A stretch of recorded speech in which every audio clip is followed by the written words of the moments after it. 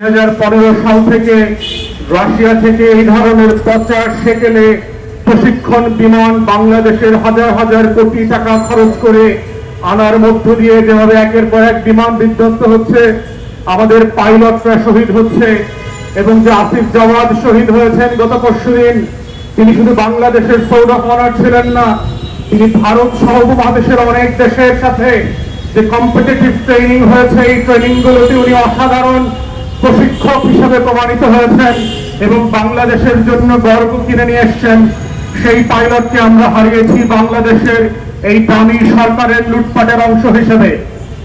আমরা দাবি করছি একের পর এক পাইলটরা কেন শহীদ হচ্ছে এবং আহত হচ্ছে, আমাদের প্রশিক্ষণ বিমানগুলো কেন বারবার ফসে যাচ্ছে, কেন হাজার হাজার কোটি টাকার লুটপাটের টাকা করের টাকা দিয়ে ধরনের সেকেলে রাশিয়ান মিগ কেনা হচ্ছে, রাশিয়ান YK-1308 কেনা হচ্ছে। এগুলোর তদন্ত করা দরকার এবং যারা দায়ী এই লুটপাটের জন্য বেসামরিক এবং সামরিক নেতৃত্ব সবাইকে বিচারের আওতায় আনার দাবি করছি।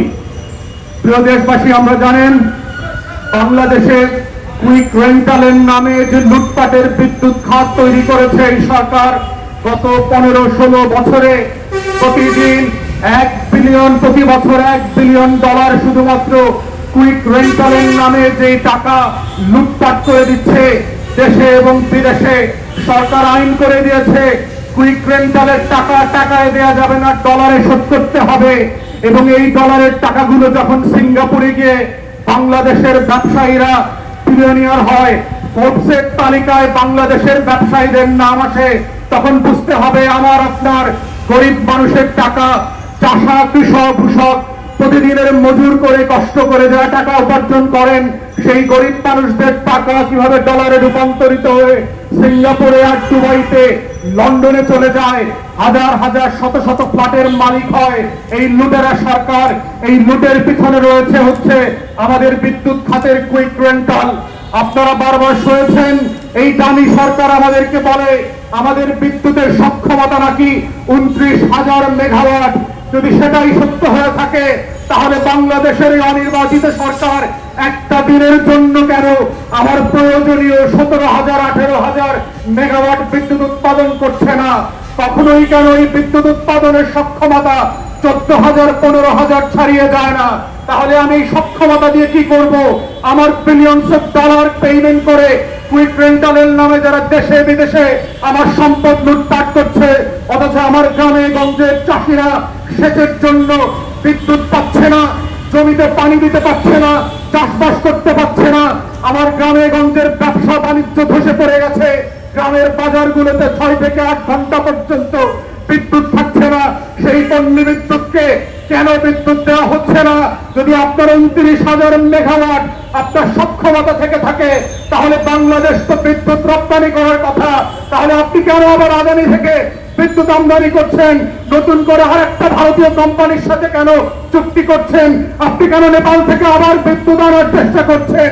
এই লুটপাটের গণতন্ত্রের যে মডেল, এটার মানে হচ্ছে শুধুমাত্র সাইফুজ্জামানদের 300 ফ্ল্যাট হবে লন্ডনে, এসালমদের 8টা ব্যাংক হবে, বাংলাদেশের পাড়ায় পাড়ায় কানায় কোনায় অভাব অনটন, আরটিসিবির ট্রাক বাড়বে, আর লন্ডনে ওয়াশিংটনে আওয়ামী লীগের নেতাদের লুটের সম্পত্তি বাড়বে।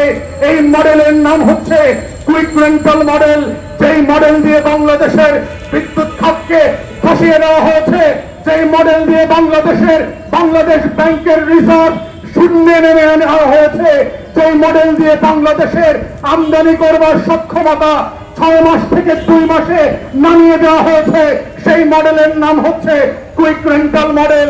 এই মডেলের মালিকানা হচ্ছে আওয়ামী অলিগার্স এবং মাফিয়াদের, যাদের একমাত্র দায়িত্ব হচ্ছে গরিব মানুষের টাকা শোষণ করে বিদেশে ডলারে রূপান্তরিত করে পাচার করা, যাদের একমাত্র কাজ হচ্ছে দিনে এবং রাতে ব্যাংকিং মার্জারের নামে নতুন নতুন ব্যাংকের মালিক হওয়া, যাদের একমাত্র দায়িত্ব হচ্ছে ব্যাংক খেলাপিদেরকে মাফ করে দিয়ে নতুন করে বাজেট থেকে সাবসিডি দিয়ে ব্যাংকগুলোকে ফোর্সফুলি মার্জার করা। এটার নাম হচ্ছে মাফিয়া গণতন্ত্র, এটার নাম হচ্ছে লুটেরাদের অর্থনীতি। এভাবেই বাংলাদেশ ডিজিটাল বাংলাদেশের নামে লুটপাটের স্বর্গে পরিণত হয়েছে। এটার মধ্যে এই স্মার্ট বাংলা বাংলাদেশে লুটপাট হতে হতে আমি আপনি ফকির হয়ে যাব।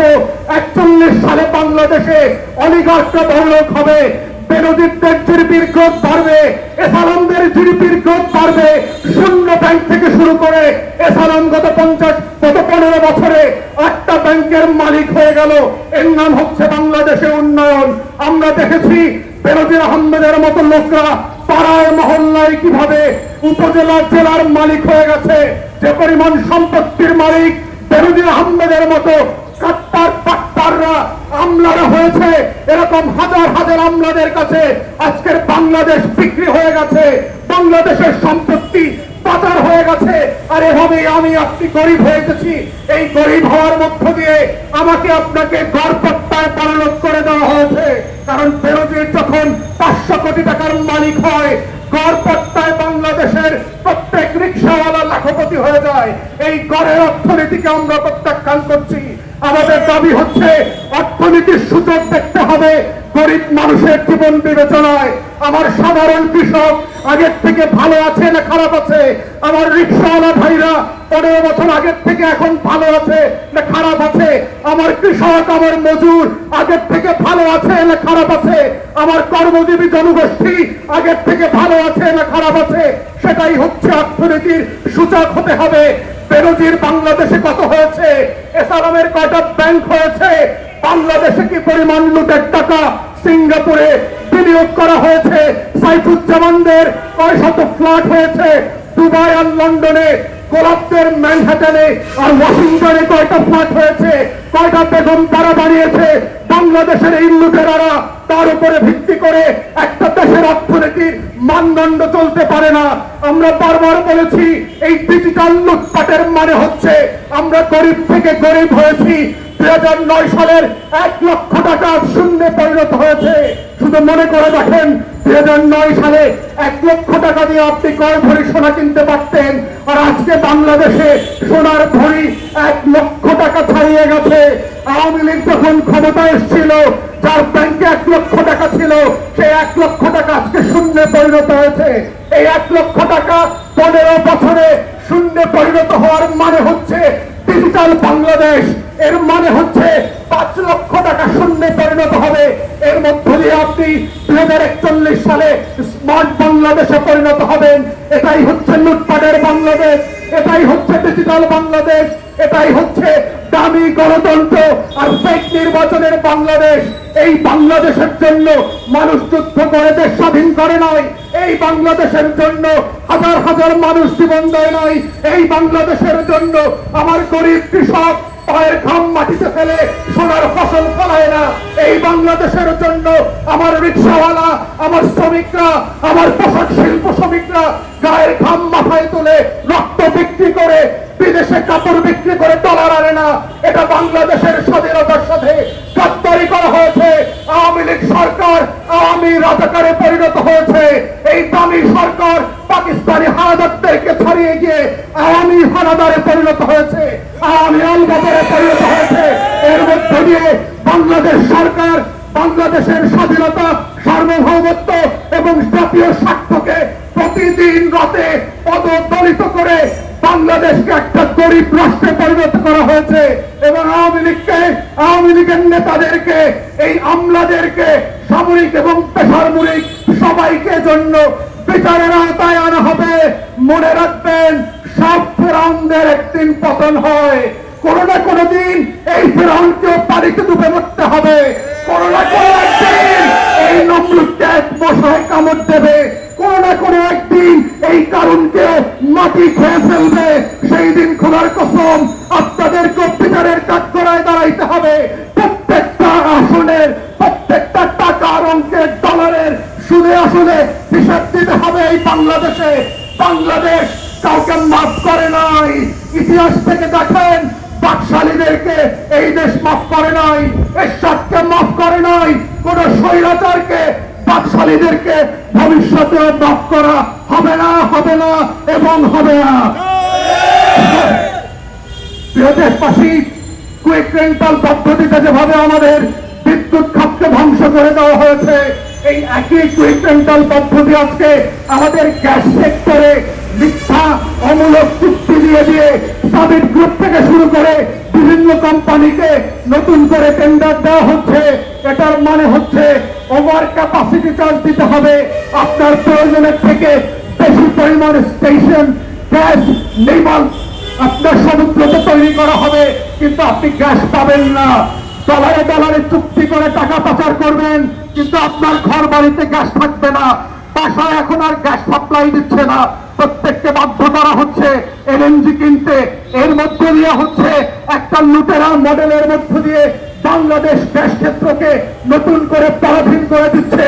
গ্যাস ক্ষেত্র পরাধীনতার মানে হচ্ছে আমার দেশের যে বাপেক্স আছে তারা খুবই সস্তায় গ্যাস তেল উত্তোলন করতে পারে, কিন্তু তাদেরকে দিয়ে কোন রকম উত্তোলন করতে দেওয়া হচ্ছে না। ভোলাতে গ্যাস উত্তোলন করা হচ্ছে কিন্তু সাপ্লাই দেওয়া হচ্ছে না। বরিশাল বিভাগে আমাদের বঙ্গোপসাগরে 36টা ব্লক আছে গ্যাসের, কিন্তু বাপেস্কোকে সেখান থেকে গ্যাস উত্তোলন করতে দেওয়া হচ্ছে না। ঠিক একইভাবে কুইক রেন্টালের মধ্য দিয়ে আমদানি নির্ভর বিদেশ থেকে গ্যাস কেনার চুক্তি করা হচ্ছে বারবার সামিট গ্রুপকে এবং অন্যদেরকে দিয়ে। একইভাবে বাংলাদেশের টাকা ডলারে ট্রান্সফার হয়ে বাইরে চলে যাবে। আমার আপনার তেল গ্যাসের যে স্বাধীনতা আছে এই সার্বভৌমত্ব হারিয়ে যাবে। এটার নামই হচ্ছে একের পর এক বিদ্যুৎ খাতে আপনি পরাধীন হয়ে গেছেন, আপনার গ্যাস খাতে আপনি পরাধীন হয়ে যাবেন, খনিজ তেলে পরাধীন হয়ে যাবেন, কৃষিতে পরাধীন হয়ে যাবেন। এইভাবে প্রত্যেকটা সেক্টরে পরাধীন হতে হতে বাংলাদেশ রাষ্ট্র একদিন করদ রাজ্যে পরিণত হবে। এটার জন্য ৭১ সালে যুদ্ধ করা হয় নাই। এটা স্বাধীনতা যুদ্ধের যে ঘোষণাপত্র ছিল সেখানে এটার কথা বলা ছিল না। সাম্য, মানবিক মর্যাদা এবং সামাজিক সুবিচারের যে ওয়াদা করা ছিল স্বাধীনতার ঘোষণাপত্রে, তার সাথে পরিপূর্ণভাবে গদ্দারি এবং বেইমানি করা হচ্ছে। তাই আমরা সরকারকে বলছি, জনগণের কাতারে ফিরে আসেন, গণতন্ত্রের পক্ষে ফিরে আসেন। স্বাধীনতা সার্বভৌমত্বের সাথে গদ্দারি করে আগে যেমন বাংলাদেশের মানুষ কাউকে ক্ষমা করে নাই, ভবিষ্যতে আপনাদেরকে ক্ষমা করা হবে না। বাংলাদেশে যত খারাপই হোক একটা বিচার বিভাগ আছে, বিচার যেভাবে আপনারা কারা আমাদের শিখিয়েছেন, আপনাদেরও তেমন বিচার পাওনা আছে। অপেক্ষা করেন, ঋণে করে সুদে আসলে আপনাদের সেই বিচার আপনাদেরকে ফেরত দেওয়া হবে। সবাইকে অসংখ্য ধন্যবাদ। আসসালামু আলাইকুম।